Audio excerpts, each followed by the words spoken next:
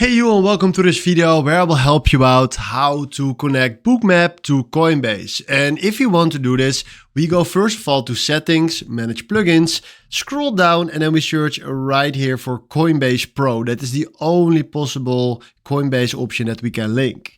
Then we do install and now it's downloading the plugin where we click on OK, click on the cross and now we go to connections and select configure.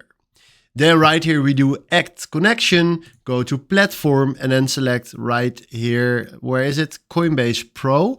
And then what you can do right here is fill in your API key or API secret to enable trading right there. But for now, this is fine. And if you click now on OK and we go to connections, disable right here Bybit.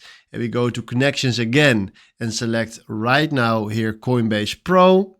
You see right here, Coinbase Pro issue login fail reason unable to login. So you need to log in right there with your credentials. So I can click now on try again, but that won't work. So go back right here to configure Binance and you need to log in right here. So sorry, not Binance, but Coinbase. So fill in right here your API key and then it's working. So for this option, you definitely need to log in, otherwise you can't use it.